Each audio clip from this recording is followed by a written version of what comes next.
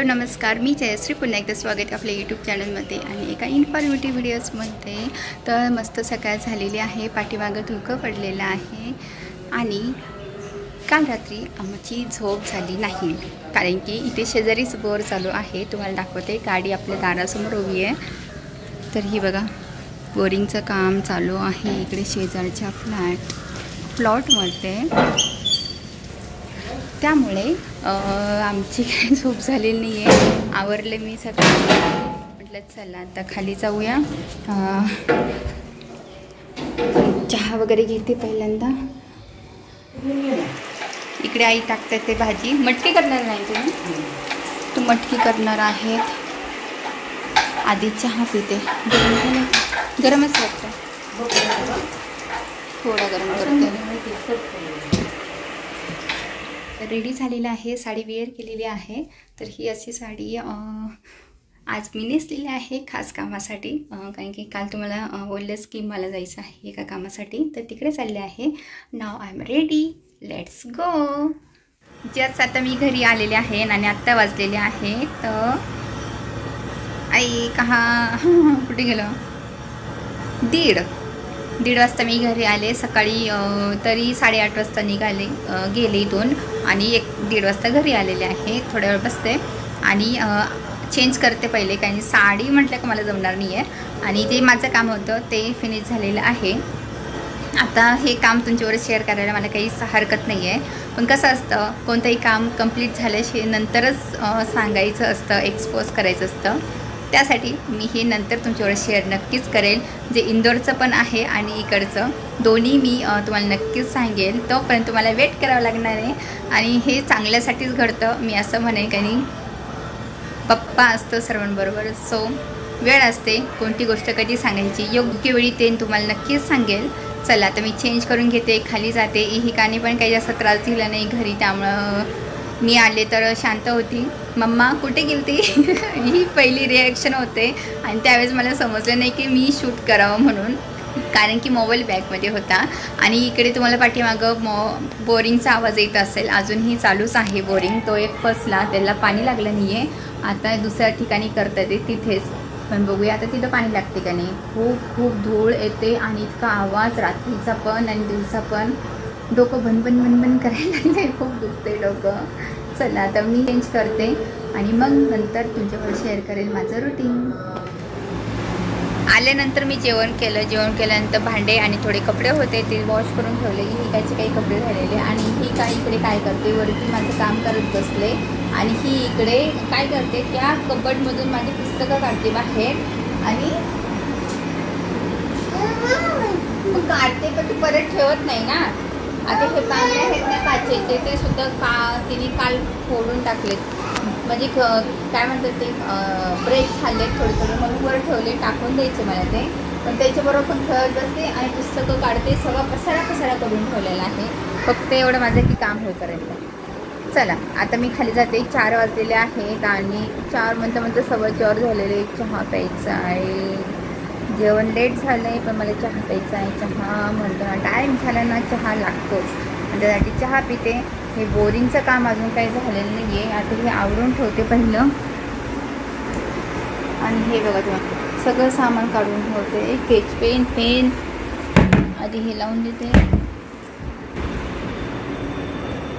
तर बोरिंगचं अजून काही काम झालेलं नाही आहे, त्यामुळे ना खूप धुराळा झालेला आहे. हे बघा, का धुराळ्याला आल्याने गेटसुद्धा ओपन नाही करणार आहे मी. हे बघा, थोडं धुराळा आलेला आहे इकडे. हे बघा, आणि घर सोडून जागा आहे रिकामी, तिथे त्यांचं बोर दिसताना. काल रात्री पण घेतला, पण त्यांचा बोर काही पाणी लागलं नाही. 1 मिनिट. आणि आत्ता दुपारी परत दुसऱ्या जागी त्यांचं बोरिंग चालू आहे. अजूनही ते पाणी लागते का नाही काय माहीत, बघूया आता. चला आता मी आवरून ठेवते आणि जाते खाली. चहा प्यायचा आहे. आज आहे चंपाषष्ठी, त्याची तयारी चालू आहे। चहा पिता पिता मी ही तयारी करते, गुळ फोडून घेत आहे। चंपाषष्ठीला अजून एक नाव आहे, स्कंदषष्ठी म्हणतात, म्हणजेच मार्गशीर्ष शुद्ध षष्ठी। ही तिथी मार्गशीर्ष महिन्यातल्या पहिल्या दिवशी जेजुरीचा खंडोबा अर्थात मल्हारी देवाचे नवरात्र सुरू होते। मणी आणि मल्ल या दोन दैत्यांचा पराभव करून खंडोबाने लोकांना संकटमुक्त केले।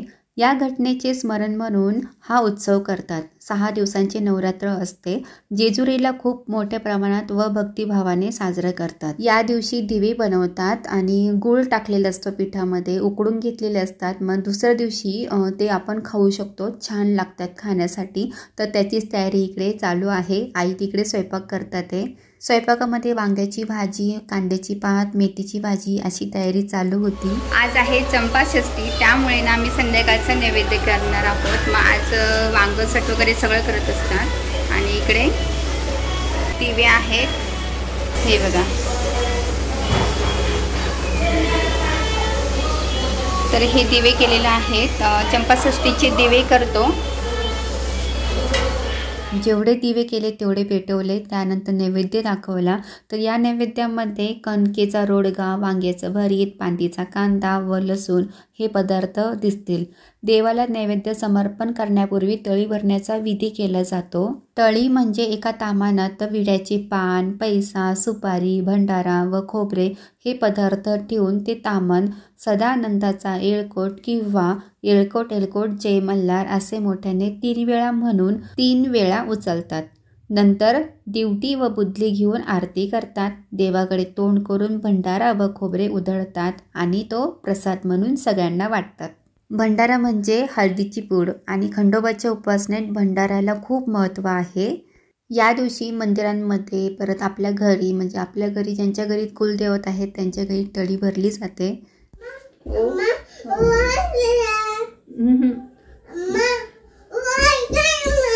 अगं तो झोका छोटा आहे, तो टेडीसाठी असतो। तुझा झोका तिकडे घरी। हो, तर मी आता वरती आले आणि जरा फ्रेश झाले। खरं सांगायचं झालं, खूप धूळ आज दिवसभर रात्रंदिवस इतकं धूळ आहे ना चेहऱ्यावर दिसून येतं आणि चेहरा इतकं डल वाटायला लागतो ना। तर आता चेहरा धुतला, मला आता बाकीचं फ्रेश व्हायचं आहे। म्हटलं हातपाय धुवून मस्तपैकी फ्रेश होते, आंघोळच करणार होते, पण ठीक आहे म्हटलं आता काही एवढी गरज नाही वाटत आहे। ओ अगं तो झोका येत नाही। कोणता झोका आहे? तेडीचा झोका आहे। आणि आता एवढीशा झोक्यात तू बसणार आहे का? मावणार आहे तू त्याच्यात? तुला दाखव, थांब आता 1 मिनिट। तर असं तिचं हट्ट चालू आहे, तोपर्यंत म्हटलं माझं स्किन केअर करून घेते। छोटू छोटू झोका आहे, तुला थांब बसवते, तर ट्राय करू आपण, ठीक आहे? हा, तशी बरं वाटते, नाही तर ना स्किन एकदम अशी ओढल्यासारखं होते, माती बसल्यावर, धूळ बसल्यावर, मग चेहरा धुतल्यावर छान वाटतंय। चला आता बाकीचं आता हेअर कोम करून घेते आणि म्हणजे स्किन केअर रुटीन आहे ते करते। मी शक्यतो जास्त माझं दिस इज तर हे सिरम आहे, नाईट सिरम मी लावत असते।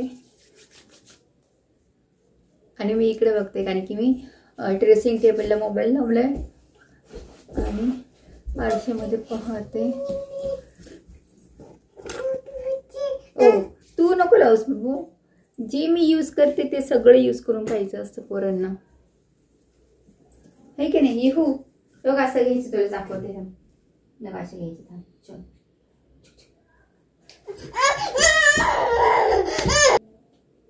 आता हेअर कोम करून झालेला आहे। तर मध्ये पॉज केला मी व्हिडिओ, ही का लागली रडायला मला तेच लावायला। तर ह्या छोटे मोठे म्हणजे हे आपले प्रॉडक्ट्स असतात, ते लहान मुलांच्या स्किनवर खरंच अफेक्ट करतात, त्यामुळे मी जास्त तिला यूज करू देत नाही। लिपस्टिक सुद्धा लावायची म्हणते, पण तिला लिप बाम वगैरे लावते, जो मी काय म्हणतात आयुर्वेदिक आहे ना तसे लावते। चला आता माझं सगळं झालं आहे स्किन केअर करून। आणि इहू कधी झोपते आय डोंट नो। आत्ता वाजलेले आहेत 10, 1 तास आहे अजून झोपण्यासाठी, त्यामुळे तोपर्यंत मी माझं काम करून घेते आणि मग तिला झोपवेल आणि मग माझं काम संपेल। चला तर इथेच हा आजचा व्हिडिओ एंड करते. 2दा बोरिंग घेऊन सुद्धा बोरिंगला पाणी लागलेलं नाही आहे आणि खूप खोल त्यांनी घेतलं होतं पण काहीच फायदा झाला नाही आहे. तर किती नुकसान असतं ना, एकदा करून सुद्धा आपल्याला पाणी मिळत नाही, पण आशा असते की आपण दुसऱ्यांदा पण करून मग पाणी मिळेल आणि त्यानंतर मग आशाच मावळते. तर ह्या कॉलनीत खूप जणांना पाणी लागलं, पण तो जो स्रोत असतो पाण्याचा तो जर त्यांना घावलाच नाही तर पाणी येणार कुठे बोरिंगला. ठीक आहे, बाकी ठिकाणी तुम्ही कितीही खोदलं, कितीही खोल खड्डा घेतला तरी पाणी जिथं स्रोत नाही तिथे पाणी लागणारच नाही. तर अशी आज पूर्ण दिवस बोरिंगमुळं ना खूप त्रास झाले. खरं जेवढे घर आहेत जवळ तेवढं सगळ्यांना त्रास झालेला आहे. आणि नवीन बांधकाम करायचं म्हटलं स्वतःचं असलं तर खूप फायदेशीर असतं. दुसऱ्यांकडून घ्यायचं, परत पैसे द्यायचे आणि पाण्यासाठी इकडे तिकडे बघायचं म्हटलं तर अवघड असतं. म्हणून त्यांचे प्रयत्न चालू असतील पण काय ते असफल ठरले. पण अजून त्यांनी एकदा विचार करायला पाहिजे, चांगल्या माणसाला विचारून, असं मला वाटतं. कारण की आपल्याला बाप्पा नेहमी चान्स देत असतो, आपण ती संधी सोडायची नसते. अजूनही त्यांना संधी आहे.